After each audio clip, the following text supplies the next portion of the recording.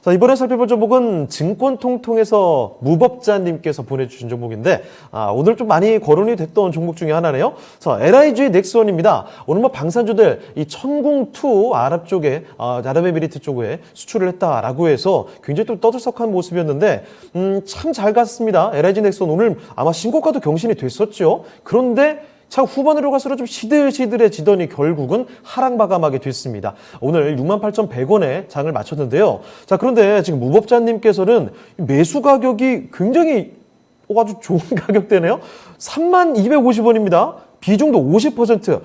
이거 지금 오늘 장에 좀 흔들리긴 했지만, 결과적으로 지금 2배 넘게 수익을 보고 계시는 거예요. 질문 남겨주신 건 바로 이겁니다. 4조 계약 체결 소식이 나왔는데 공매도로 떨어지네요. 목표가 및 전망 부탁드립니다. 더 높은 가격을 좀 보고 계시는 게 아닌가 이런 생각이 드는데, 자, LIG 넥스원 좀 살펴드리겠습니다. 자, 김정수 전문가님.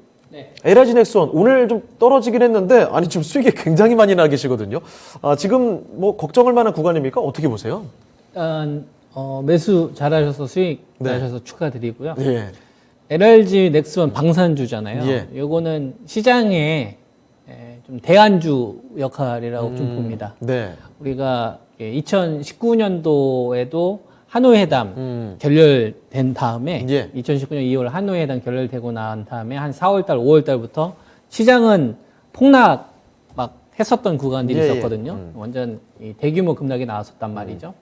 그랬었는데도 불구하고 5G는 그때부터 랠리가 막 나왔었죠. 그렇죠. 좀 대안. 지수에 대한 영향력은 좀 없지만 시총 사이즈 자체가 그렇게 크진 않지만 그래도 어쨌거나 주식 시장에서 기본적인 자금을 돌려야 되는 사람들이 있기 때문에 뭐 자문사 같은 경우가 대표적이겠죠. 이 사람들은 기본적으로 주시장에 일정 이 자산을 항상 가지고 있어야 되거든요. 그러니까 대안주를 좀 찾는 거죠. 좀 시장 별로 좀 신경 쓰지 않고 자체적인 종목 게임을 할 수 있는 그게 좀 방산주 역할을 했다라고 좀 봅니다. 그래서 오늘 음봉을 하나 좀 보기보다는 물줄기를 좀 작년도 8월 달하고 지수랑 좀 비교를 해보면 전략을 세우는데 좀 도움이 될 것 같아요. 그래서 이걸 좀 차트를 좀 잡아주시면 작년도에 8월 달부터 그 본격적인 이제 하락이 좀 시작이 됐었거든요. 이때부터 이제 우리나라 종합주가지수는 이제 추세 상승이 좀 마무리가 되고 반대 매매가 조금 이제 시작됐던 이런 구간인데 그때부터 이제 LIG 넥스원은 실적을 하나 물고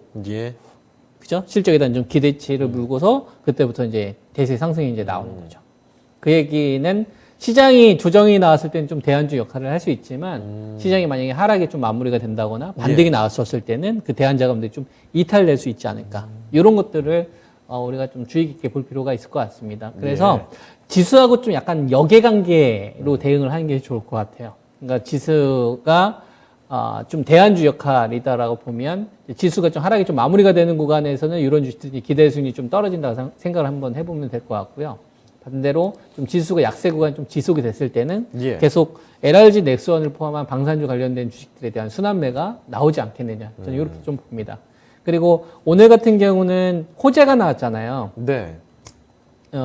LIG 넥스원과 관련된 실적과 관련된 호재가 나오면서 빠진 거란 말이에요. 우리가 호재가 나오면 주가가 올라가야 되지 않습니까? 그렇죠. 근데 호재가 나오면서 빠졌다는 얘기는 작년도 이제 8월 달부터 이 기업에 대한 좀 실적 기대치를 높일 수 있을 만한 그런 기대치가 있을 거라고 시장이 형성이 됐는데 그 재료가 이제 던져진 거죠.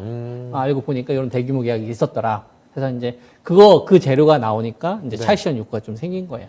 그렇게 현재 이 주식에 대한 흐름을 읽으면 될 것 같고, 그럼 이것이 이제 무너질 것이냐, 그럼 힘의 강도를 파악을 해야 되는데, 저는 제가 제시해드릴 수 있는 거는 65,000선 정도 보입니다. 65,000원. 그렇죠. 그러니까 이 주식에 대한 중기 추세가 좀 끝났느냐, 힘이 이제 소멸될 것이냐, 이제 추세 상승으로 가는 이게 소멸될 것이냐에 대한 기준은 65,000원 정도 잡으면 될 것 같아요. 그러니까 무슨 얘기냐면 65,000원이 깨지기 전까지는 추세는 계속 좀 살아있다. 대안주 역할을 계속 한다라고 보면 될 것 같고요.